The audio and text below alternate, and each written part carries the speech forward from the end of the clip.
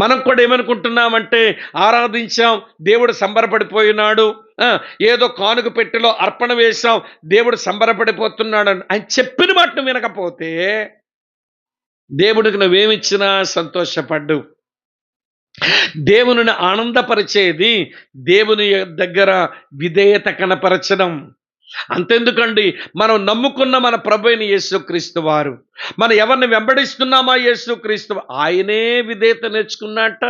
ఎబ్రీ పత్రిక 5వ అధ్యాయం 8వ వచనం ఉంటుంది, ఆయన దేవుని కుమారుడై ఉండియు తాను పొందిన శ్రమల వల్ల ఏమి నేర్చుకొనెను? విధేయత నేర్చుకొనెను. ఇప్పుడు మిమ్మల్ని అడగను ఒక్క మాట, ఏమి చేస్తే దేవుడు సంతోషపడతాడని విధేయత కొరకు ఒక ఆరాటం లేకుండా బ్రతికేస్తున్నామని చెప్పండి. హేమాజానక పాడింది ఆ పాట భలే బాగుంటుంది. విధేయతకే అర్థము చెప్పిన వినయ మనసు కూడా, విధేయునిగా ఉండుట మాదిరి చూపిన ఓ మనుష్య కుమారుడా, అవిధేయత తొలగించుమయ్యా, విధేయత మాకు నేర్పించుమయ్యా. జబ్బొస్తే తగ్గించమని ప్రార్థన చేస్తాం, అప్పుంటే డబ్బులేమని ప్రార్థన చేస్తుంటాం.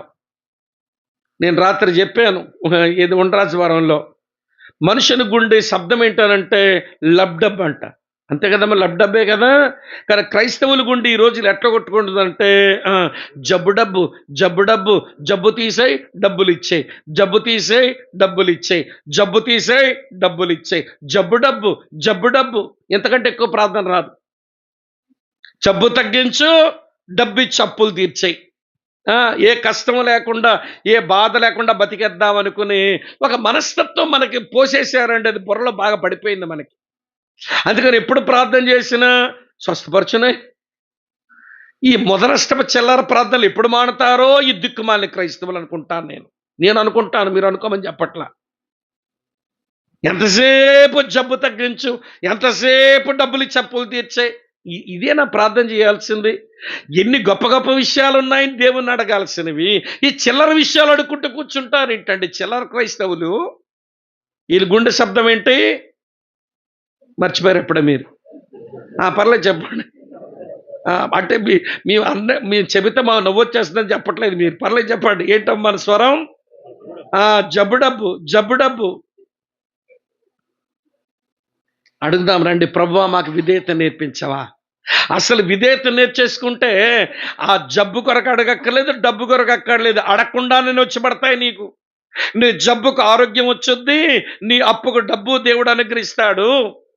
కానీ మనం ఆ విధేయత నేర్చుకోవడానికి తపన లేకుండా దేవుని సంతోషపెట్టడంలో ఎదగని క్రైస్తవులుగా మిగిలిపోతున్నామనేది నా బాధ.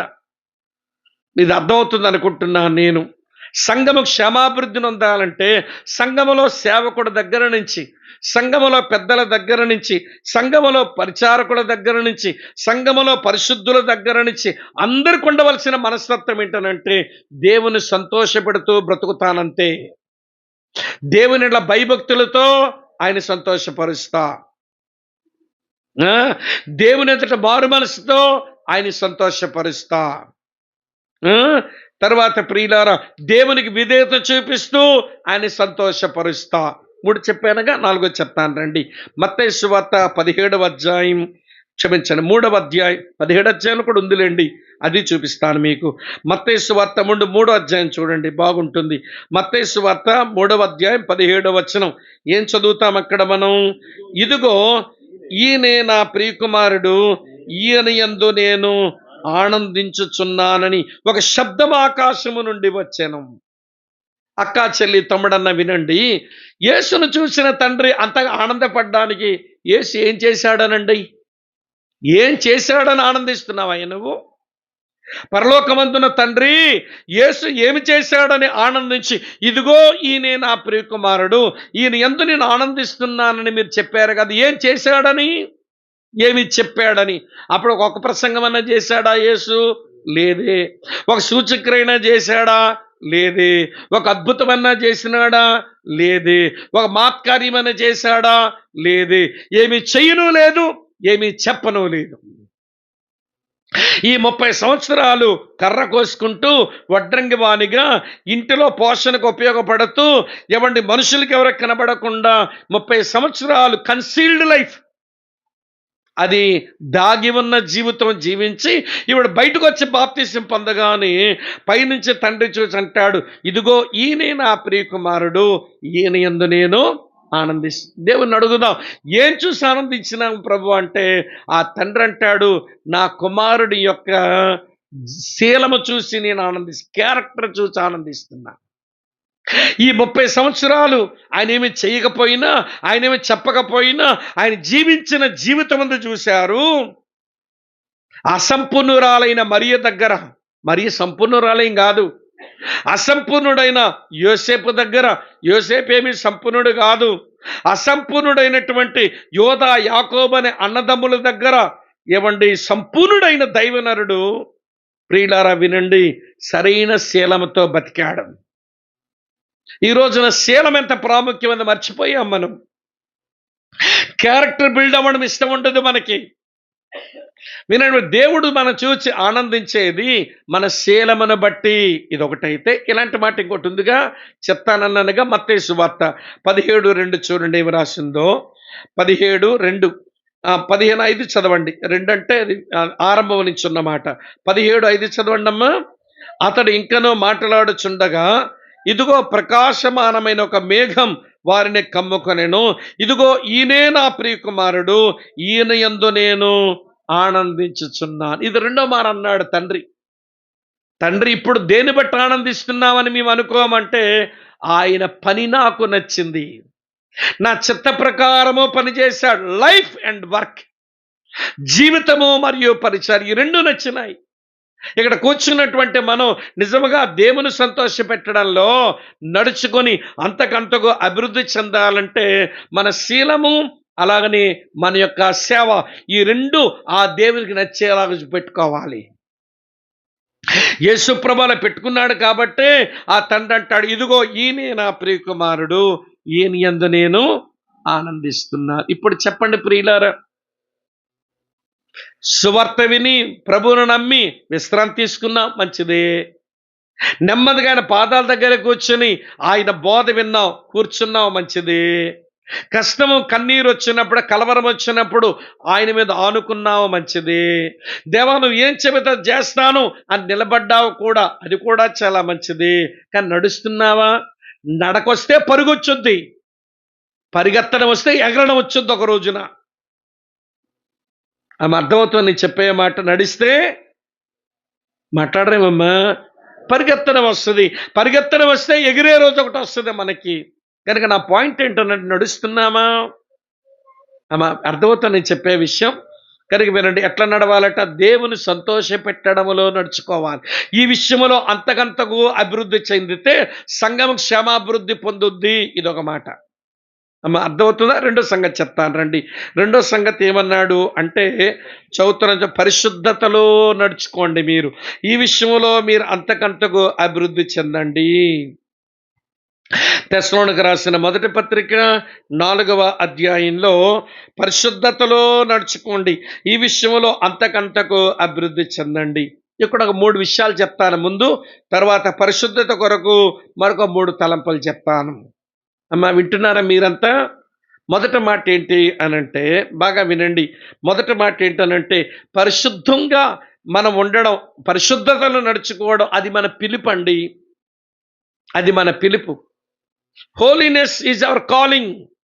వ్యక్తిగత పరిశుద్ధత అది మన పిలుపు. చదువుతాను చూడండి, ఇలా రాసి ఉంది 7వ వచనం, మొదటి తెస్సలోనికీయులకు పత్రిక 4:7. పరిశుద్ధులగుటకే దేవుడు మిమ్మల్ని పిలిచెను గాని అపిత్రులుగా ఉండడానికి చెప్పండి పిలవలేదు. పరిశుద్ధంగా జీవించడం మన పిలుపు.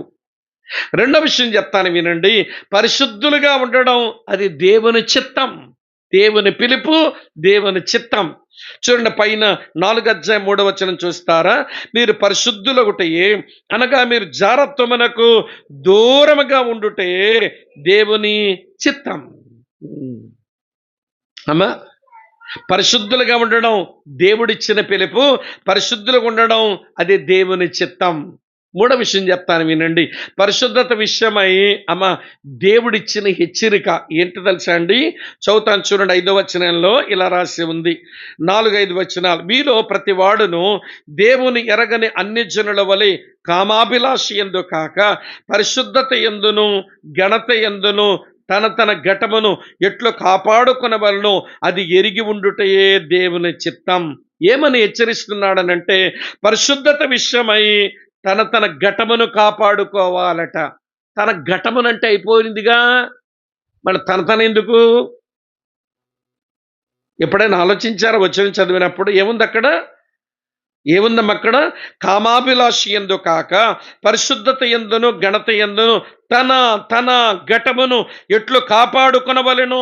తన ఏంటంటే తన రాస్తే అయిపోలేదు. పౌలేమో చపల చిత్తుడా తనని రాశాడు పక్కనే. కాదండి.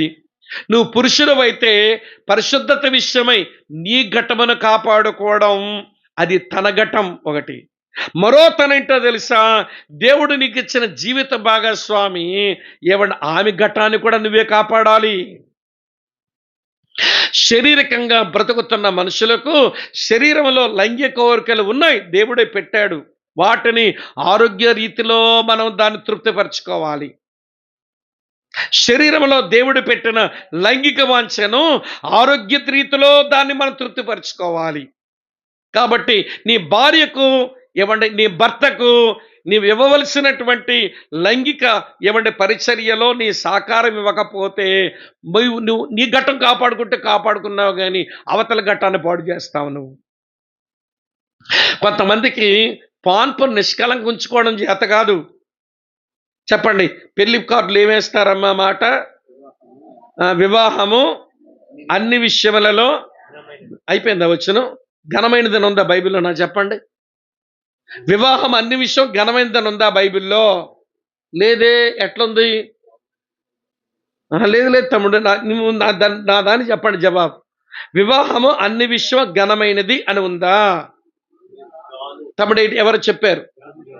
వివాహం అన్ని విషయములలో ఘనమైనది గాను, తర్వాత పాన్పు నిష్కలంకమైనది గాను ఉంచుకోండి అన్నాడు. వివాహం అన్ని విషయంలో ఘనమైనది గాను అంటే పెళ్లి ఘనంగా చేసుకుందాం అనుకుంటున్నారు దిక్కుమాలను. అప్పులు చేసేస్తున్నారు, లేనిపోని ఆడంబరాలు, లేనిపోని అలంకరణలు. ఏమండి మా పెళ్లికి ఎన్ని డిష్లు పెట్టినానో చెప్పండి అన్నాడు. లెక్క పెట్టారా బ్రదరు? మా అబ్బాయి పెళ్లికి ఎన్ని డిష్లు పెట్టించాము? 123 డిష్లు పెట్టించాడట. ఎవడు తిన్నాడరా బాబు? అవి కడుపుల కంబాల చెరువుల 123 డిష్ల్లో ఉన్నాయి తినడానికి. అవి కడుపుల కంబాల చెరువులో 123 రకాల పదార్థాలు ఉండేవి. ఇందులో వేస్తే అది కడుపు అనకూడదు, కంబాల చెరువు అనాలి. దేనికి వండించారు బ్రదర్? అసలు నేనైతే వైట్ రైస్ వేసుకున్నానండి, పెరుగు వేసుకున్నానండి, కొంచెం సాంబార్ తిన్నానండి, 2 వెజిటబుల్ కర్రీస్ వేసుకున్నానండి, ఒక అప్పడం పెట్టుకున్నానండి, ఒక పచ్చడి పెట్టుకున్నానండి. మిగిలిన టేస్ట్ చేయలేదా బ్రదరు? చేయలా. నాకెందుకు అవన్నీ? నాకు అక్కర్లేనివి. అమ్మ వింటున్నారా? బిడ్డో చెప్పనా? ఫంక్షన్ ఎక్కడ పెట్టారో తెలుసా? ఇందిరాగాంధీ గారు, నరేంద్ర మోడీ గారు, రాజీవ్ గాంధీ గారు వాళ్ళు ఉన్నటువంటి ఒక పెద్ద హోటల్ అది. వాళ్ళకే ఆ హోటల్ అంట రాయల్ ప్యాలెస్. ఆశ్చర్యం ఏంటంటే ఇందిరాగాంధీ గారు ఉన్న ఆ గది నాకు ఇచ్చారు ఉండడానికి. అసలు దీనికి రెంట్ అంటుంటారా బాబని? అసలే మందేమో సరైన బుర్ర కాకపోయి ఇంత పెద్ద ఇంట్లో ఉండాల్సి వచ్చింది. పెద్ద గదిలో రోజుకి ఎంత ఉంటుందబ్బా దీని టారిఫ్, దాని రేట్ ఎంత ఉంటుందని నేను అది చూస్తే కనబడపో ఫోన్ చేసి అడిగా రిసెప్షన్ వాళ్ళకి, ఈ గదికి ఎంత ఉంటుంది టారిఫ్ అంటే, రోజుకి అన్ని ట్యాక్సులు జిఎస్టీలు అన్నీ కలుపుకుంటే రోజుకి 27,000 అవుతుంది అన్నాడు. 27,000 గదిలో ఉండడమా?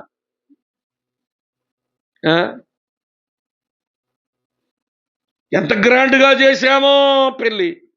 అరే పెళ్లి ఘనంగా ఉంచమని చెప్పలేదండి, వివాహం ఘనంగా ఉంచుకోండి అన్నాడు. పెళ్లి ఒక రోజుతో అయిపోద్ది, వివాహం చచ్చే వరకు ఉంటుంది. వివాహానికి పెళ్లికి తేడా తెలియక పెళ్లి ఘనంగా చేసుకుని ఒక ఆయన ఏమనుకో దండం పెడతాను, మీ జిల్లా ఆయన ఇక్కడ ఒక 15-20 కిలోమీటర్లు ఉంటుంది. ఆ ఊరు ఆయన వాళ్ళ అబ్బాయికి పెళ్లి చేయడం కానా తీసుకెళ్లి పెళ్లి చేయించాడు. విమానంలో సేవకుల్ని, బంధువుల్ని మొత్తం టిక్కెట్లు తీసి కానా తీసుకెళ్లి పెళ్లి చేయించారు అన్నగారు. నాకు అది కొంచెం ఎందుకో నచ్చలా. దాన్ని మద్దతు పలిగే సేవకులు ఎక్కువ ఉన్నారు ఆ రోజుల్లో. మరి వాళ్ళందరూ మద్దతు పలికితే ఆయన కానాకు తీసుకెళ్లి పెళ్లి చేసుకున్నారు. మరి కానాకెళ్ళి పెళ్లి చేసుకున్నంత మాత్రాన ఏమంటే పెళ్లి ఏమైనంత మీనింగ్ఫుల్గా కాపురం చేస్తున్నారా? కానాలో పెళ్లి అయితే కాపురం కులాసాగా ఉంటుందా? ఏం మాట్లాడరేమమ్మా? పెళ్ళి ఎక్కడైందో కాదు ప్రాముఖ్యం. పెళ్లి యొక్క విషయం తెలుసుకొని వివాహాన్ని సరిగా కాపాడుకొని నేర్చుకోవాలి కదా. కనుక అందుకని వివాహం అన్ని విషయంలో ఘనమైనది అనలే, ఘనమైనది గాను. తర్వాత ఏంటట, పాన్పు నిష్కలంకమైనదిగా ఉంచుకోండి.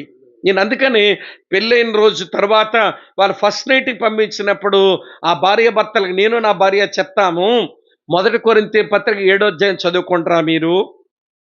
చదవండి, అప్పుడు ప్రార్థన చేస్తాం. ఏమంటే మీ కాంజుగల్ లైఫ్, సంసార జీవితం మొదలు పెడుదురని. అందులో ఏముంటుందంటే, నీకు పెళ్ళైన తర్వాత నీ ఘటం అనగా నీ శరీరం, దీని మీద సర్వ హక్కులు నీ భర్తకుంటాయి. భర్తమైన నీ శరీరం మీద సర్వ హక్కులు నీ భార్యకు ఉంటాయి. మళ్ళీ అతగాడేదో నా మీద చెయ్యేసాడు అనడానికి లేదు. నీ శరీరం మీద సర్వ హక్కులు ఎవరికి పోయినాయి? భర్తకు వచ్చాయి. ఇప్పుడేమో భార్య చెయ్యేసిందంట, నా మీద చెయ్యొద్దు అంటాడు వీడు. మరి నీ మీద చెయ్యకపోతే ఎవడ మీద చెయ్యేస్తుంది నీ భార్య? వీళ్ళు 1 కొరింథీ పత్రిక 7వ అధ్యాయం చదివి ఉంటే మీరంటే వీళ్ళ సంసార జీవితంలో ఒకరి శరీరాలు ఒకరికి అప్పగించుకొని వారి శరీరాలు ఏకం చేసుకోవడమే కాకుండా వాళ్ళ మనసును వాళ్ళ యొక్క హృదయాలను ఐక్యపరచుకొని ఏక శరీరమయ్యుందురు అనే మాట నెరవేర్పుకు వస్తుంది. అది సామాన్యమైన విషయం కాదండి. మనసు, హృదయం, శరీరం కలవాలనంటే అర్థవంతంగా పాన్పు మీదకి ఎక్కాలి. ఆ పాన్పు మీద అర్థవంతంగా ఒకరి గురించి ఒకరు మాట్లాడుకోవాలి. కొంతమందికి ఎట్లుంటే పాన్పు ఎక్కగానే ఏమంటే ఒకరిని అభినందించుకొని మాట్లాడుకోవాలి. వారి శరీరము, మనసు ఏకమయ్యేలా మాట్లాడుకోవాలి. కానీ మంచం ఎక్కగానే అంటాడు, ఏంటి మీ తమ్ముడు ఏదో అరిశాడంట నా గురించి అంటున్నాడు భార్యకి పరుపెక్కాక. వాళ్ళ తమ్ముడు గురించి నీకెందుకండి ఇప్పుడు? పాపాల తమ్ముడు చిన్నోడో పెద్దోడో తెలియకేదో మాట అనేశాడు, ఈ బావగారు అయ్యావుగా భరించరాదా? ఏంటి మీ తమ్ముడు నా గురించి ఈ మాట అన్నాడు అని అంటే ఆవిడ ఊరుకుంటుందా? ఆవిడ వరకు ఆ మాట వేస్తుంది.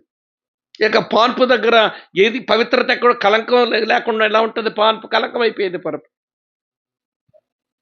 ఈవిడ గారేమో ఏమండి తెల్లవారితే వంట వండడానికి గ్యాస్ లేదంటే బండ అయిపోయింది అంటది. ఆ పాన్పు మీద బండ మాటలు ఏంటే బండముఖం దానా? పాన్పు ఎక్కావు, ఏం మాట్లాడుకోవాలో చదువుకో. పరమగీతంలో ఒకరినొకరు అభినందించుకుంటూ ఒకరి శరీరాలు ఒకరికి అప్పగించుకుంటూ ఆ పాన్పును పవిత్రంగా ఉంచవలసిన వాళ్ళు మరి ఏదో మనస్తాపాలతో పరుపును పాడు చేస్తారండి. అర్థమవుతుందా? అప్పుడు ఏమైపోతుందో చెప్పనా మీకు? నీ ఘటం నువ్వు కాపాడుకుంటే కాపాడుకోవచ్చేమో, అవతల వ్యక్తి ఘటాన్ని కాపాడని మనిషి అయిపోతావు. నీ ఘటం కాపాడుకొని మాత్రమే చెప్పలేదు, తన ఘటమును కాపాడుకోనమని చెప్పాల. తన ఘటమును కాపాడుకోవాలి. నీ ఘటము కాపాడుకో, నీ భార్య ఘటం కాపాడు. నీ ఘటమును కాపాడుకో, నీ పెనిమిటి ఘటాన్ని కాపాడు. అప్పుడు పవిత్రతలో నడుచుకున్న వారవుతారు. ఇది వార్నింగ్, ఇది హెచ్చరిక. పరిశుద్ధులుగా జీవించడం పిలుపు, పరిశుద్ధులుగా జీవించడం దేవుని చిత్తం, పరిశుద్ధులుగా జీవించడం వార్నింగ్, హెచ్చరిక. కాబట్టి ప్రియులారా, ఇవిడ పరిశుద్ధ జీవితం గురించి ఒక 2 మాటలు చెప్తాను, గుర్తుపెట్టుకోండి. నిజంగా నన్ను పిలిచిన దేవుడు పరిశుద్ధుడు, నా కొరకు ప్రాణం పెట్టి నాకు రక్షణ భాగ్యం ఇచ్చిన దేవుడు పరిశుద్ధుడు. నేను పరిశుద్ధంగా బ్రతకాలి అని అనుకుంటే 2 విషయాలు గుర్తుపెట్టుకో. మొదటి మాట ఏంటో తెలుసా అండి? మొదటి మాట ఏంటో తెలుసా? నీ శరీరంలో ఉన్న బలహీనతను గూర్చి గ్రహింపుతో బతుకు. నీ శరీరములో బలహీనత ఉందన్న గ్రహింపుతో బ్రతుకు. యేసు ప్రభు దగ్గర శిష్యులు ఆ రాత్రి ప్రార్థన చేయలేకపోతే యేసే చెప్పినాడుగా మాట. ఏమన్నాడు? ఆత్మ సిద్ధమే గాని చెప్పరే. ఎలాంటి క్రైస్తవులకు వచ్చేస్తాయిగా త్వరగానే. ఆత్మ సిద్ధమే గాని చెప్పండి అమ్మా. ఆ శరీరం ఏంటట? బలహీనం. అవును, శరీరంలో బలహీనత ఉంది. లూకా సువార్త 22వ అధ్యాయంలో ప్రియమైన మత్తయి సువార్తలో కూడా మాట కనబడుతుంది. ఆత్మ సిద్ధమే గాని చెప్పడమై శరీరం బలహీనం. పౌలు కూడా అర్థమైపోయింది శరీర బలహీనత. రోమాపత్రిక 7:18 అంటాడు, నా శరీరం అందు మంచిదేది నివసింపదని ఎరుగుదును, మేలంది చెయ్యాలన్న కోరిక నాకు కలుగుతుంది, చేయటం నాకు కలగటం లేదు అన్నాడు. శరీరంలో బలహీనత ఉంది. నీ చుట్టూన్న పాపానికి బలం ఎక్కువ ఉంది. అమ్మా వింటున్నారా? నీ శరీరంలో బలహీనత ఉంది, నీ చుట్టూ ఉన్న పాపానికి బలం ఎక్కువ ఉంది. నీ శరీరంలో బలహీనతను గురించిన జ్ఞానము నీకుంటే ఇప్పుడు ఏం చేస్తావో తెలుసా? చెప్తాను వినండి. నేను పెనుమంటర్ వచ్చాను, ఒక ముగ్గురు బలమైన మనుషులను కొట్టడానికి వచ్చారు. ఏం చేయాలి చెప్పండి? ఇప్పుడు నేను ఏంటి అట్లా గుడ్లు అప్పగించి చూస్తారు? గుడ్లకు వల్ల చెప్పండి. ముగ్గురు కొట్టడానికి వచ్చేస్తున్నారని పెనుమంటలో ఏం చేయమంటారమ్మా చెప్పండి నన్ను? అమ్మ ఏంటమ్మా? వీడేమంటే ఏమంటాడో భయమేస్తుంది మీకు. నేనేమన్నా చెప్పండి. ఏం మంచి మాట చెప్పారు ఎవరో, పారిపోవాలి. లేదా ఏమంటే ఆ ముగ్గురు కంటే బలమైన మనుషుల మీద ఆధారపడ్డమే చెయ్యాలి. లోకములో పాపానికి బలం ఎక్కువ ఉంది, నా శరీరంలో బలహీనత ఉంది, కాబట్టి పాపం నా మీద దాడి చేస్తున్నప్పుడు మొదటి మాట పారిపోవడమన్నా నేర్చుకోవాలి, లేదా బలవంతుడైన క్రీస్తు మీదనైనా ఆధారపడ్డమైనా నేర్చుకోవాలి. అందుకనే పౌలు తిమోతితో చెప్తాడు, 2 తిమోతి 2:22 అంటాడు, యవనుడా యవనేచ్ఛల నుంచి పారిపో అని. పారిపోవాలి. అందుకనే పౌలకు దగ్గర అంటాడు, మీ దేహము దేవుని వల్ల మీకు అనుగ్రహించబడింది కనుక జారత్వం నుంచి మీరు పారిపోండి అంటాడు. ఒక ప్రశ్న మిమ్మల్ని అడగనా? అర్థమవుతుంది నేను చెప్పేమాట? ప్రశ్న అడగనా? జారత్వం బలమైనదా, సైతాను బలమైనోడా చెప్పండి నాకు. ఏంటి అలా చూస్తున్నారు? చెప్పండి. సైతాను బలమైన వాడా, జారత్వం బలమైనదా? సైతాను ప్రమాదకరమైన వాడా, జారత్వం ప్రమాదకరమైనదా? ఏదో చెప్పండి నాకు. సాతాను పెద్ద బలమైనోడు కాదండి. ఎదిరించండి ఆడిని అన్నాడు ప్రభు. పోరాడండి వాడితో అన్నాడు ప్రభు. అపాదని ఎదిరించవచ్చు, అపాతో పోరాటం చేయొచ్చు. కానీ జారత్వం చాలా బలమైంది గనక జారత్వం ఎదిరించండి అనలేదు, జారత్వంతో పోరాడండి అనలేదు, పారిపోండి అన్నాడు. జారత్వం ఒక గుద్దు గుద్దిందంటే మట్టి కరిచేస్తాము ఎవరమైనా. పెద్ద పెద్దాలకే దిక్కు లేదు. అమ్మా వింటున్నారా? వయసు మీద పడిపోయింది, 60-70 సంవత్సరాలకి వెళ్ళిన వాళ్ళకే దిక్కు లేదండి. నడి వయస్కులకు యవనస్తులకు అది ఎంత ప్రమాదకరమైన విషయమో మీరు గమనించండి. ఈ మధ్య కాలంలో 65-70 సంవత్సరాలు పైబడిన మంచి దైవజనులు, వాక్యం ఎరిగిన వారి మీదకు సాతానుడు జారత్వంతో దాడి చేస్తే మట్టిగారు చేశారు. యూట్యూబ్లో వారి గురించి వింటున్నప్పుడు అబ్బా ఇంత మంచి దేవుని సేవకుడు ఎట్లయిపోయినాడు ఏంటి అనిపిస్తుంది. అందుకనే ప్రియులారా వినండి, సైతాను కంటే జారత్వానికి బలం ఎక్కువ. సాతాను కంటే జారత్వమే చాలా ప్రమాదకరమైనది. అందుచేత ఏం చేయాలట? పారిపోవాలట. ఏం చేయాలి? ఎప్పుడు పారిపోతావు? నీ శరీరంలో బలహీనత ఉందని ఎరిగినప్పుడే పారిపోవడం వచ్చుద్ది. ఇదొక విషయం. రెండో విషయం చెప్తాను వినండి. వ్యక్తిగత పరిశుద్ధత విషయమై తన ఘటమును కాపాడుకోవాలి అంటే రెండవ సూత్రం ఏంటనంటే శరీరమందు శ్రమ పడదాము రండి. 1 పేతురు 4:1 అండర్లైన్ చేయండి, మంచి వచనం అది.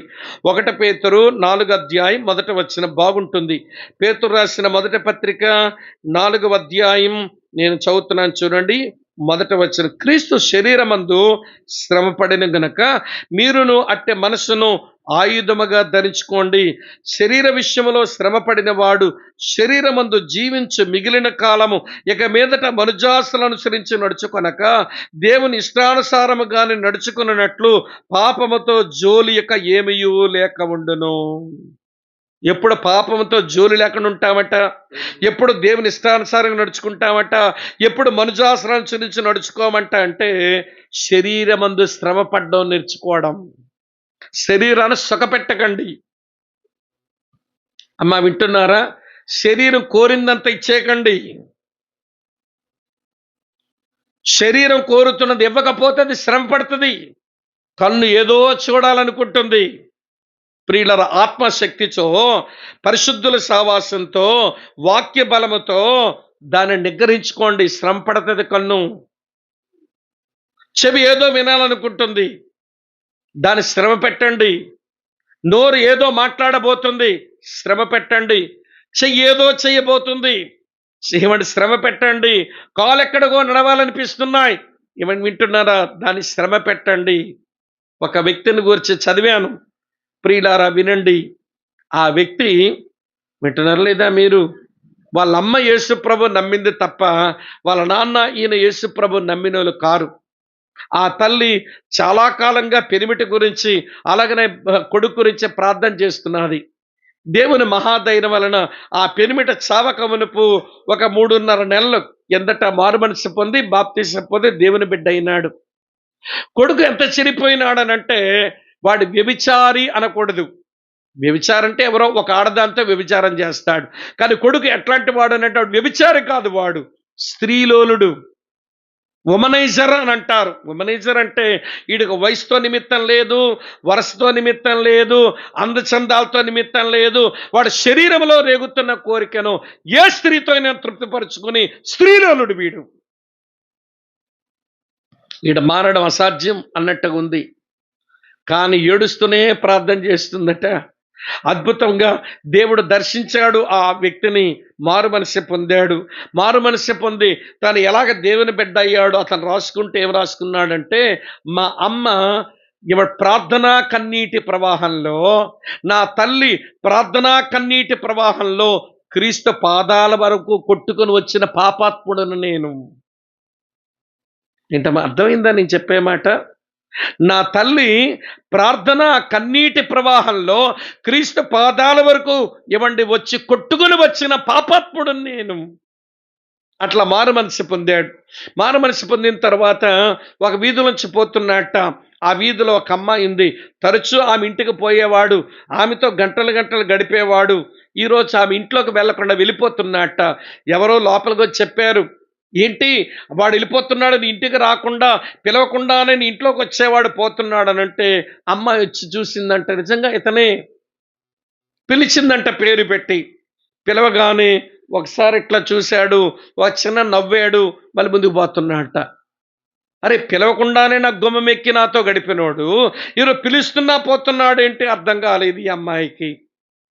మళ్ళీ పిలిచిందంట. మళ్ళీ పిలిస్తే మళ్ళీ వెనక్కి తిరిగి చూశాడు, ఒక చిన్న నవ్వు నవ్వాడు, మళ్ళీ ముందుకే పోతున్నాడట. ఆమె నిజంగానే కోపం వచ్చి చప్పట్లు కొట్టి పిలుస్తుంది, హేయ్ అగస్టీన్, నేనే పిలుస్తున్నాను రా అందట. అప్పుడు అంటున్నాడు, ఇంగ్లీష్లో బాగా రాశారు ఆ మాట.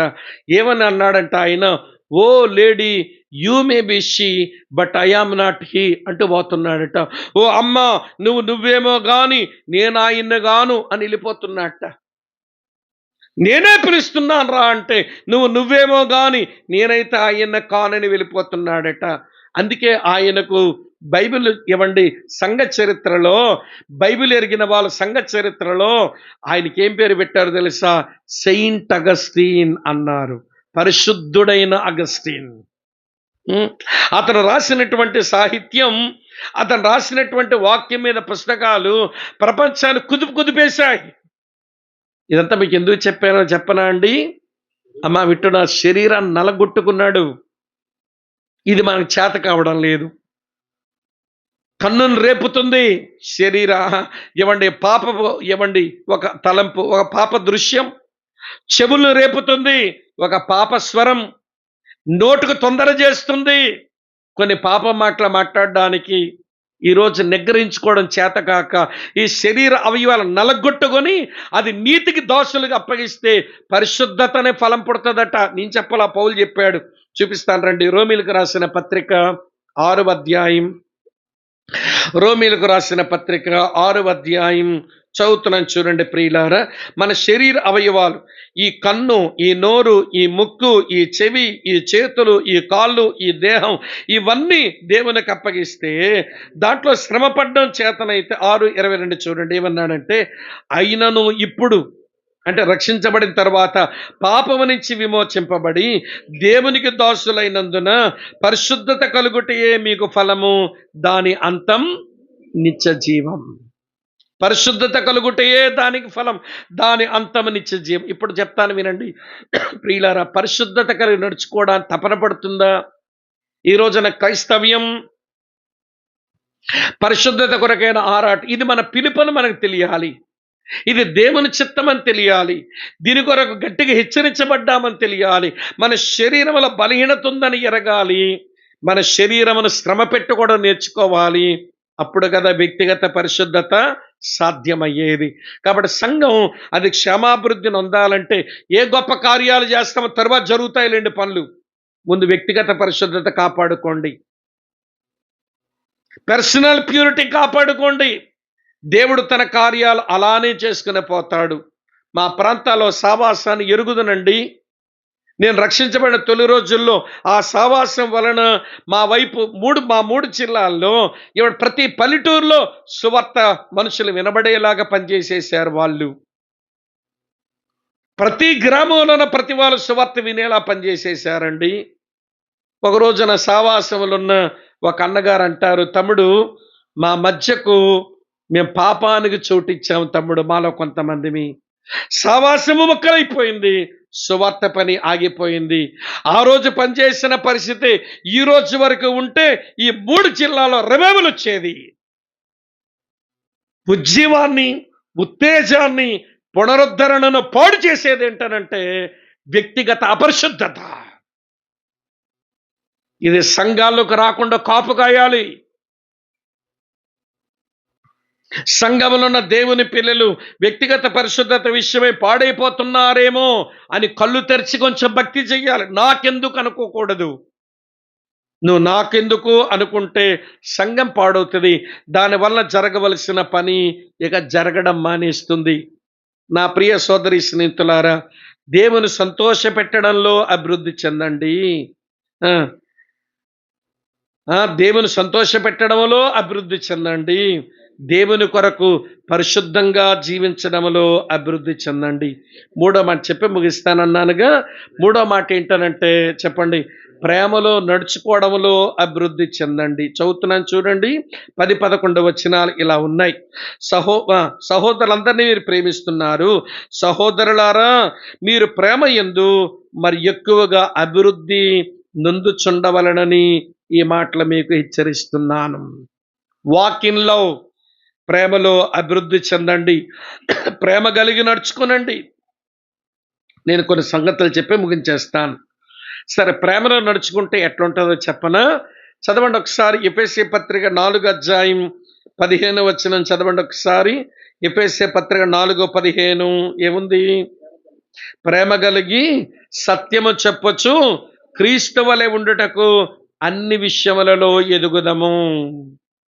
ప్రేమలో నడుచుకునేవాడు ఎవడు సత్యమే మాట్లాడతారు. స్పీక్ ఇన్ ట్రూత్, సత్యమే మాట్లాడతారు. ఈరోజు సంఘములోను, ఈరోజు మన కుటుంబాల్లోనూ, మన సావాసములోను అబద్ధాలుగా తెరలేపేయమంటే అర్థం లోపల ప్రేమ లోపించే. అందుకనే పౌలు మాట అన్నాడు ఎఫెసీ పత్రిక 4 చాలా మంచి మాట. 4 ఇలా ఉంటుందండి.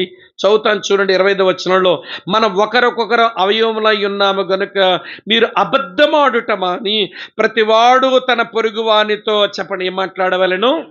సత్యమే. మనం ప్రేమ కలిగిన సంఘస్థులమైతే, ప్రేమలో నడుచుకున్న వారమైతే, ప్రేమలో అభివృద్ధి చెందుతున్న వారమైతే స్పీక్ ట్రూత్, సత్యం మాట్లాడండి. ఇబ్బంది వచ్చినా ప్రియులారా వినండి, మనం బాధపడవలసిన పరిస్థితి వచ్చినా సత్యమే మాట్లాడదాం. ప్రేమలో నడుచుకున్న వారు, ప్రేమలో అభివృద్ధి చెందుతున్న వారు, వారు సత్యమే మాట్లాడతారు. రెండో విషయం చెప్తాను రండి. గలతీ పత్రిక 5:13 వచనం ఇలా ఉంది. గలతీ 5:13 చూడండి, చదువుతున్నాను. మంచి మాట ఏంటంటే, సహోదరులారా మీరు స్వతంత్రులు ఉండడానికి పిలువబడ్డారు. అయితే ఒక మాట, ఆ స్వాతంత్రమును శరీర క్రియలు హేతువు చేసుకొనక ప్రేమ కలిగిన వారై ఒకరికొకడు దాసులై ఉండండి. ఈ వచనం ఏమంటుందో తెలుసా అండి? సర్వ్ వన్ అనదర్ ఒకరికొకరు దాసులై ఉండండి, ఒకరికొకరు సేవ చేయండి. అమ్మా వింటున్న, ఒకరికొకరు సేవ చేయండి. ఇలా మీతో చెప్తా, సంఘం క్షేమాభివృద్ధి నొందాలి అని అనుకుంటే ఒకరికొకరు సేవ చెయ్యాలి. నా పక్కన కూర్చున్న సహోదరికి ఏదైనా సేవ చేసే అవకాశం నాకు దొరుకుద్దా అన్నట్టుగా చూడాలి. సేవ చేసి ఆమెకు మేలు కలిగించాలి. మన బుద్ధి ఎట్లా ఉంటుందో తెలుసా? చెప్పండి, మన బుద్ధి ఎట్లా చెప్పనా? నా వెనకాల చెప్పండి ఈ పదం, నాకెందుకు. చెప్పరేమోరమ్మా, అంతే. ఎవడలేకపోతే నాకెందుకు. అది సంఘం ఏమైంది? ఆ సంఘం అవ్వదు, అది క్లబ్ అవుద్ది. అది సంఘం అవుద్ది, క్లబ్ అవుద్ది. సంఘం అంటే మనమంతా ఒకే శరీరములో అమర్చబడిన ఏవండి అంగాలము, అవయవాలము. ఈ వేనికి నొప్పి దెబ్బ తగిలింది, ఈ చెయ్యి నాకెందుకు అనుకోదు. కోసుకున్నాను ఈ వేణుని, ఈ చెయ్యి నాకెందుకు అనుకో, ఒకసారి ఇట్లా పట్టేసింది అన్నట్టు. పట్టేసి రక్తం ఆపింది, కాలు నాకెందుకు అనుకోవడంలా అవి పరిగెత్తేస్తున్నాయి డాక్టర్ దగ్గరికి. అర్థమైందా? పోనీ ఇలా చెప్తే వినండి ప్రియులారా. కనుక మనమంతా ఒకే శరీరంలో అవయవాలము గనక వినండి, ఒకరికొకరు సేవ చేసుకుందాం. సేవ చేసుకోవడంలో ఒకళ్ళు ఎక్కువ ఒకళ్ళు తక్కువ అని అనుకోవద్దు. ఈ సంఘాలకు పట్టిన దరిద్రం ఏంటనంటే, నా తక్కువేంటి ఆడిక్కువేంటి, మేకలాగా ఎట్లా చూపుతుంటాడు బుర్రకాయ. గొర్రెప్పుడు ఎట్లనే ఉంటుంది, మేకప్పుడు ఎట్లనే ఉంటుంది. రొడ్డ పీక్కోవడం అలవాటైందిగా మేకకి, గొర్రెకి ఏమో గడ్డి మేయడం వచ్చంతే. ఏమండి, గొర్రె తలక ఇట్లనే ఉంటుంది, మేక తలక ఎట్లా లాగుతూ ఉంటుంది. ఈ సంఘాల మేకలు ఎక్కువైపోయారు, బొదన స్టెప్ మేకలు. అమ్మ వింటున్నారని చెప్పే మాట, నాకెందుకు, నాకు సంబంధం లేదు, నా తక్కువేంటి ఆడెక్కువేంటి అనుకోకూడదు. ఎవరో పల్లెటూరు బోధకుడు చాలా వింటారా మీరు 2 నిమిషాలు? ఎవడ పల్లెటూరు బోధకుడు చెప్పగా విన్నాను నేను. చేతిలో ఉన్న 5,000 అంట ఎవరెక్కువ ఎవరు తక్కువ అని సరే దెబ్బలాట్లు పెట్టుకున్నాయంట.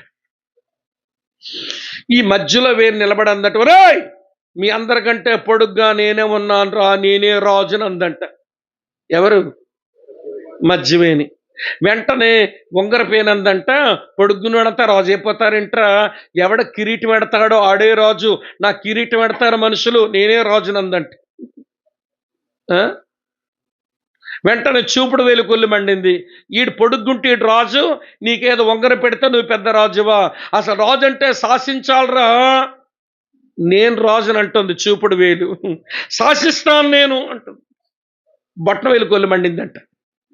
ఏంట్రా అన్నయ్యలు మీ ముగ్గురు బలి దెబ్బలాడుకుంటున్నారు, అసలు ముద్రున్నోడే కదరా రాజు. ఏంటమ్మా, ముద్రున్నోడే కదా రాజు, నేను నా ముద్ర లేకుండా ఏమవుతుందిరా, నేనే రాజుని అన్నట్టు. పాపం చిటికిన వేలు ఏం చెప్పుకుంటుంది పాపం. అన్నయ్యలారా, మీరేంట్రా ఒకడు ఎక్కువ తక్కువ అని దెబ్బలాడుకుంటున్నారు, మనం ఒకే చేతిలో మనం అతకబడి ఉన్నాం కదా, అలా దెబ్బలాడుకోకూడదు. కానీ మీ గొప్పలు మీరు చెప్పుకున్నారు, మరి నా గొప్ప నేను చెప్పుకోవాలిగా. మరి అందట మనిషికి దండం పెట్టాలన్నా దేవుడు దండం పెట్టాల, ముందుండేవాడు నేనేనరా. ముందున్నోడు రాజు అవుతాడు కానీ వెనకాలోడు రాజు అవుతాడు. అసలు నేను కానీ లేకపోయి ఉంటే ఈ స్కూళ్ళన్నీ రుచికొంపు కొట్టేవు. పిల్లలు నిలబడి ఇలా చూపించుకొని పోతున్నారుగా పిల్లలంతా. అసలు నేను ఎంత ఉపయోగపడుతున్నాను రా, అయినా నేను గొప్పని అనుకోవడం లేదు. అర్థమైంది? అయినా నేను గొప్పని అనుకోవడం లేదు. మనమంతా ఒకే చేతికి అతుకుబడి ఉన్నాము, ఒకరికొకరు సేవ చేసుకుందాం. చాలా కాలం కింద విన్నాను, ఒక పంచికొట్టు సేవకుడు చెప్పినాడు ఈ కథ. ఇది నాది కాదు, మళ్ళీ నాదనుకోకండి మళ్ళీ మీరు. అమ్మా వింటున్నారు, అర్థమవుతుందా మీకు? వినండి, ప్రేమ కలిగి నడుచుకునే వాళ్ళు వారి ఆధ్యాత్మిక జీవితంలో సత్యం మాట్లాడుకుంటూ బతుకుతారు. రెండవ మాట చెప్పండి అమ్మా, ఇంటి చెప్పాను, ఒకరికొకరు సేవ చేసుకుంటూ బ్రతుకుతారు. మరొక విషయం చెప్పి నేను ముగించేస్తాను. మరో విషయం ఏంటి అని అంటే చూడండి, ఈ మాట చూపిస్తాను. ఎఫెసీ పత్రిక 4:32 ఇలా రాసి ఉంది. ఎఫెసీ 4:32 చివరి మాట అధ్యాయానికి, అది ఆ అధ్యాయంలో కూడా చివరి మాట అది. ఎఫెసీ పత్రిక 4:32 ఏమి రాసింది? చెప్పండమ్మా ఏంటమ్మది? ఒకని ఎడల ఒకడు ఆ ప్రేమ కలిగదే దయగలిగి కరుణాహృదయులై క్రీస్తు యేసునందు దేవుడు మిమ్ము క్షమించిన ప్రకారము మీరును ఒకరినొకరు క్షమించండి. ప్రేమ కలిగి నడుచుకొని అందులో అభివృద్ధి చెందేవారు క్షమించుకుంటూ ఉంటారు. ఆ క్షమించుకుంటూ ఉంటారు. మనుషులమైన మనమంతా మన అజ్ఞానమో మన బలహీనతో మన తెలివి తక్కువ తనముతోనూ సాటి మనిషి కీడు చేసేస్తుంటాం. వాళ్ళు మన కీడే కలిగిస్తూ ఉంటారు. కానీ యేసుక్రీస్తు యొక్క ప్రేమతో ఎవరిని క్షమించుకుంటూ బ్రతుకుదాం. అమ్మ వింటున్నారా? క్షమించుకుంటూ బ్రతుకుదాం. తన భర్తను ఇద్దరు మగపిల్లల్ని వ్యాన్లో పెట్టేసి కాల్చి చంపేస్తే కోర్టు వారు అంటున్నారమ్మా, పరాయి దేశం నుంచి మా దేశానికి వచ్చారు కుష్ఠరోగుల మధ్య సేవ చేయడానికి. ఇప్పుడు నీ భర్తను నీ ఇద్దరు పిల్లల్ని సజీవ దహనం చేశారు ఈ ప్రాంతవాసులు. దొరికిపోయారు, కోర్టులో బోన్లో ఉన్నారు. భారతదేశపు పీనల్ కోడ్ ప్రకారం ఏవో శిక్షలు ఉన్నాయి చెప్పగలను, కానీ ఏ శిక్ష విధించాలని మీకు అనిపిస్తుందమ్మా, మీరు చెప్పగలరంటే మహాతల్లి అంటుంది, వారిని వదిలిపెట్టేసేయండి. క్రీస్తు మమ్మల్ని క్షమించాడు, మేము కూడా క్షమిస్తున్నాం. వస్తుందండి మనసు. క్రీస్తు యేసు కలిగిన మనసు ఆ ప్రేమ వలన వచ్చే మనసు తప్ప వేరొక కోణములో రాదు కదా. ఇది ప్రేమ కలిగి నడుచుకుంటున్న నీవు వినండి, సత్యం మాట్లాడు. ప్రేమ కలిగి నడుచుకోవడంలో అభివృద్ధి చెందాలనుకున్న నీవు మరొక వ్యక్తికి దాసురాలుగా మారు. ప్రేమ కలిగి నడుచుకుంటున్నటువంటి నీవు సాటి మనిషిని క్షమించు. బ్రదర్ నేను క్షమించలేను అని అంటే శిలువ మరణం కంటే ఎక్కువైన కీడు చేస్తే క్షమించొద్దు. శిలువ మరణమే క్షమాపణగా చివరి మెట్టు. శిలువ మరణం కంటే యేసును సిలువేసి చంపినట్టుగా నేను చంపే పని చేస్తే అంతకు మించిన కీడు ఎవరైనా చేస్తే వాళ్ళు క్షమించొద్దు. శిలువ మరణం కంటే కింద కీడులు ఎన్ని చేసినా క్రీస్తు యేసు కలిగిన మనసుతో ప్రేమతో మనిషిని అలా క్షమించుకుంటూ ఉంటుంటే, అలా ఒకరికొకరు దాసులమై ఉంటుంటే, మన మధ్యలో సత్యమే మాట్లాడుకుంటూ ఉంటుంటే, అలాగ మన పరిశుద్ధత కొరకు ప్రాకులాడుతుంటుంటే, దేవుని సంతోషపెడుతూ బ్రతుకుతూ ఉంటే సంఘం క్షమాభివృద్ధిని అందుకు ఏమవుతుందో చెప్పండి. వింటున్నారా లేదా మీరు? కనుక నీవున్న నీ స్థానిక సంఘం అది క్షమాభివృద్ధిని పొందాలి అని అంటే 3 నడకలు నేర్చుకుందాం. దేవా, నిన్ను సంతోష పెట్టడంలో నడుచుకోవాలి, నీ యందు పరిశుద్ధత కలిగి నడుచుకోవాలి, నీలాగే ప్రేమ కలిగి నడుచుకోవాలి. ఈ 3 విషయాల్లో నాకు అభివృద్ధిని ప్రసాదించండి.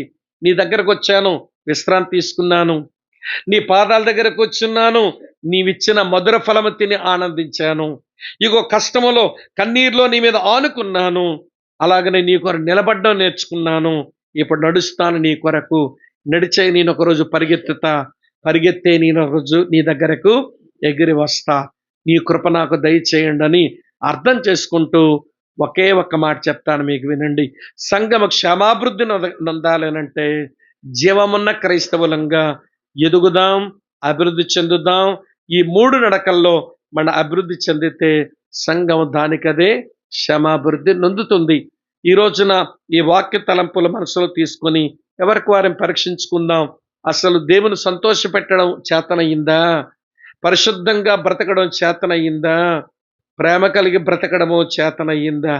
అది సాధ్యం కాకపోతే దేవుడు చెప్పడు. మనం చెయ్యలేనివి, మన జీవితంలో సాధ్యం కానివి ప్రభువు చెప్పడు, సాధ్యమైనవే చెప్పాడు. కానీ మన సాకులు చెప్పి సాధ్యం కాదనుకోవడం అది సబబు కాదు. తల వంచండి, కళ్ళు మూసుకోండి, ప్రార్థన చేస్తాం. కింద కూర్చున్న వాళ్ళకి మోకరించే వెసులుబాటు ఉంటే మోకరించండి. తల వంచండి, కళ్ళు మూసుకోండి, ప్రార్థన చేసుకుందాం. సంఘము క్షమాభివృద్ధి నొందాలంటే పెద్ద గుడి కట్టడం కాదు. సంఘము క్షమాభివృద్ధి నొందడం అంటే అనేక మంది మనుషులు వచ్చేయడం కాదు. సంఘము క్షమాభివృద్ధి నొందడం అంటే సంఘానికి ఆస్తులు కోర్చుకోవడం కాదు. సంఘము క్షమాభివృద్ధి నొందడం అంటే సంఘానికి వాహనాలు ఉండడం కాదు. సంఘము క్షమాభివృద్ధి నొందడం అంటే ఎన్నో సాంకేతిక పరికరాలు ఉండడం కాదు. సంఘము క్షమాభివృద్ధి నొందడం అంటే దేవుని సంతోషపెట్టడంలో అభివృద్ధి. దేవుని ముందు పరిశుద్ధతలో నడవటంలో అభివృద్ధి. దేవుడిచ్చిన ప్రేమను కలిగి ఉంటూ దాంట్లో నడుచుకుంటూ అభివృద్ధి చెందడమే సంఘక్షేమాభివృద్ధి. సంఘముగా చేయబడ్డాం. ఎక్కడెక్కడ వారమో, మన కుటుంబ నేపథ్యం వేరు, మన పుట్టి పెరిగిన పర్యావరణ పరిస్థితులు వేరు, కానీ ఒకే తండ్రి నమ్మాం, ఒకే ప్రభు దగ్గరకు వచ్చాం, ఒకే రక్తములో మనం కడగబడ్డాం, ఒకే విశ్వాసం కలిగి ఉన్నాం, ఒకే ఆత్మను పొందాం, ఒకే బాప్తిసం పొందాం, ఒకే సంఘములో చేర్చబడ్డాం, ఒకే నిరీక్షణ కలిగి ఉన్నాం. మనమంతా ఒక కుటుంబం. ఈ కుటుంబం పేరు క్రైస్తవ సంఘం. ఇది క్షమాభివృద్ధి నొందాలంటే ఇందులో ప్రతి వ్యక్తి చురుగ్గా ఉండాలి. ప్రతి వ్యక్తి చురుగ్గా ఉండాలి. ఈ 3 నడకల్లో సంఘమందున్న నీవు నేను మనమంతా చురుగ్గా ఉండగలిగితే సంఘము క్షేమాభివృద్ధి నొందదా? ప్రార్థన చేసుకుందాం. ఎవరికి వారు ప్రార్థన చేసుకోండి. ప్రభా, నిజమే, నేను సంతోష పెట్టడం నాకు రావట్లేదు, పరిశుద్ధంగా బ్రతకడం చేతనబట్లేదు, ప్రేమలో అభివృద్ధి చెందడమో చేత కావడం లేదు. నిన్ను నమ్ముకుని సంవత్సరాలైంది కానీ నేను ఇంకా మరుగుజ్జులాగే ఉన్నాను. ఎక్కడ వేసిన గొంగలు అక్కడే వేసినట్లు, గొర్రెతోక బెత్తుడు అన్నట్టు నేను ఒక ఆధ్యాత్మిక మరుగుజ్జుగా బ్రతుకుతున్నాను, కానీ ఎదగలేదు నాయన, ఎదగలేదు. ప్రభా, నన్ను కనుకరించవా? ఆత్మ సంబంధమైన ఈ వాక్య తలంపుల్లోంచి నువ్వు నాతో మాట్లాడగా ఏ విషయములో నా భక్తిలో డొల్లతనం ఉందో అది సరిచేసుకుని నిన్ను సంతోషపెడతాను, నీ ఎదుట పవిత్రంగా నడుచుకుంటాను, నీ ప్రేమను అనేకులకు చూపే ప్రేమలో అభివృద్ధి చెందుతాను, నీ కృప నాకివ్వా అని అడిగే వాళ్ళు ఇక్కడ ఎవరైనా ఉంటే నెమ్మదిగా మీ కుడి హస్తాన్ని మీ తలకంటే కొంచెం పైకెత్తి చూపిస్తారా? మీ కొరకే ప్రార్థన చేసి ముగించేస్తాము. వందనాలు సహోదరి, వందనాలు సహోదరుడా. ఎవరెవరైపు చూడొద్దు ప్లీజ్. గాడ్ బ్లెస్ యు అక్క. వందనాలు తల్లి, వందనాలు తల్లి, వందనాలు తమ్ముడు. గాడ్ బ్లెస్ యు అమ్మ. ప్రభు నీ చెయ్యి పట్టుకున్న బలపరిచి నిన్ను సంఘ క్షేమాభివృద్ధి కొరకు మంచి ఆధ్యాత్మిక అనుభవాలతో వాడుకొని వర్ధల చే. ఇంకెవరైనా ఉన్నారా? ప్రార్థన చేసుకుందాం. చేతులు చూపిన వారు మీ బైబిల్ మీ చేతిలో పట్టుకొని కాళ్ళ దగ్గర కాకుండా అలా లేచి నిలబడతారా? మీ కొరకై ప్రార్థన చేసి కూడికను ముగిస్తాం. ప్రార్థన చేసుకుందాం. బైబిల్ చేతిలో తీసుకోండి, కాళ్ళ దగ్గర పెట్టద్దు. నిలబడి మీ బైబిల్ మీ గుండెకు హత్తుకొని పెట్టుకొని ప్రార్థన చేసు, ఎవరికి వారుగా ప్రార్థన చేసు. మమ్మల్ని మిక్కిలిగా ప్రేమిస్తున్న మా ప్రియ పరలోకపు తండ్రి, మహోన్నతమైన, ఘనమైన, శ్రేష్టమైన, అద్వితీయమైన మీ గొప్ప నామమును ఈ రాత్రి కాలమందు మేము తలపోసుకుని కీర్తనలతో నిన్ను కొనియాడి నీ వాక్యం చేత సంధించబడడానికి మీరు మాకు అనుగ్రహించిన ఈ సమయానికే నీకు వందనాలు ప్రభువా. తండ్రి, ఈ రాత్రి కాలమందును మా ముందు మీరు ఉంచిన లేఖన వాక్య ధ్యానమును బట్టి కూడా నీకు వందనాలు చెల్లిస్తున్నాం ప్రభువా. మా జీవితంలో ఉన్న లోటును మేము స్పష్టంగా దేవా చూడగలిగినట్లుగా, గుర్తించగలిగినట్లుగా నీ వాక్యాన్ని దేవా మా ముందు ఉంచిన విధానాన్ని బట్టి నీకు స్తోత్రాలు చెల్లిస్తున్నామయ్యా. మా నడతలో దేవా ఎన్ని లోపాలు ఉన్నాయో వాక్యం ద్వారా నీవు స్పష్టంగా మాట్లాడినందుకు నీకు వందనాలు చెల్లిస్తున్నామయ్యా. తండ్రి, ఇది మా మేలు కోరి దేవా నీవు మా ముందుంచిన వాక్య భాగమని నమ్ముతూ నిన్ను ఆరాధిస్తూ నిన్ను మహిమపరుస్తున్నాం ప్రభువా. తండ్రి, మేము అభివృద్ధి నొందాలంటే ప్రభువా నీ సన్నిధానములో మేము ఎట్లు నడవాలో, ఎట్లు నిలవాలో, మా ప్రవర్తన ఏ రీతిలో ఉండాలో నీ లేఖన ప్రత్యక్షతను మీరు మాకు దయచేసినందుకు వందనాలు ప్రభువా. తండ్రి, వేటిని మీకు మేము దూరముగా ఉండాలో, వేటి నుండి మేము పారిపోవాలో, వేటిని మేము ఎదుర్కోగలమో స్పష్టంగా నీవు నీ వాక్యం ద్వారా మాతో మాట్లాడినందుకు నీకు వందనాలు తండ్రి. ఈ రాత్రి కాలమందును ప్రభువా, ఎవరైనా బిడ్డలు దేవా మరి వారు ఇష్టపూర్వకంగా నిలబడి తీర్మానం తీసుకుని మేము మార్పు చెందటానికి ఇష్టపడుతున్నామని నీ ఎదుట నిలబడ్డారో ప్రభువా, ఆ బిడ్డల తీర్మానాన్ని మీరు బలపరచమని ప్రార్థిస్తున్నాం తండ్రి. దేవానైనా ఈ స్థలమందును ఈ ప్రాంతములో జరుగుతున్న ఈ పరిచర్య, ఈ సంఘ స్థాపన దేవా, ఈ సంఘము ద్వారా ఈ ప్రాంతములో నీవు మహిమ పొందినట్లుగా తండ్రి మా జీవితాలు చూచుచున్న వారికి ఒక మాదిరిగా ఉండటానికి మీరు మమ్మల్ని బలపరచమని, మమ్మల్ని నడిపించమని నీ చేతి కిందకి చేరుతున్నాం ప్రభువా. మమ్మల్ని కనికరించమని ప్రాధేయపడుతున్నాం నాయన. మా బలము, మా జ్ఞానము, మా శక్తి, మా నైపుణ్యము, మాకున్న తలాంతులు ఏవి దేవా మమ్మల్ని వృద్ధిలోనికి తీసుకురావు అని స్పష్టంగా మరొక్కసారి నీ లేఖనము ద్వారా మాతో మాట్లాడినందుకు నీకు వందనాలు చెల్లిస్తున్నాము ప్రభువా. ఈ రాత్రి కాలమందును మరొకసారి మీ దాసుని దేవా ప్రభువా నీ అధికారానికి అప్పగించుకుని ప్రభువా వారు ఏ ప్రాంతమైతే నిలబడి నీ మాటలు దేవా మరి ప్రచురము చేస్తున్నారు అది ప్రతి హృదయములో నాటబడినట్లుగా దేవా మీరు కృప చూపుతున్నామని ప్రార్థిస్తున్నాం నాయన.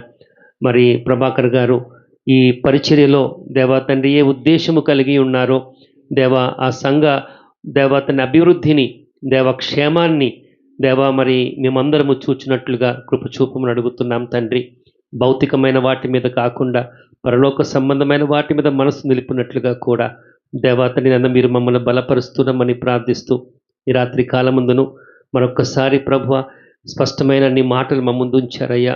దేవా సవాళ్ళను స్వీకరించుకొని వాటికి తగినట్లుగా నడవటానికి అయ్యా మా చేతులు మీ చేతిలో పెడుతున్నాం ప్రభువ. మమ్మల్ని నడిపించమని అడుగుతూ ఘనత మహిమ ప్రభావాలు తిరిగి మా జీవితాల ద్వారా నీవు మాత్రమే ఎల్లప్పుడూ పొందుకోమని క్రీస్తు యేసు నామంలోనే ప్రార్థించి వేడుకుంటున్నాం తండ్రి. అరుడైన క్రీస్తు కృప, పరిశుద్ధాత్మని అన్యోన్య సహవాసం మీకు, మీ కుటుంబాలకు, స్థానిక సంఘానికి, సేవకునికి, తన కుటుంబానికి సదా తోడి ఉండి నడిపించి మనందరి ద్వారా ఆయన మాత్రమే మహిమ పొందును గాక. Amen, amen, amen.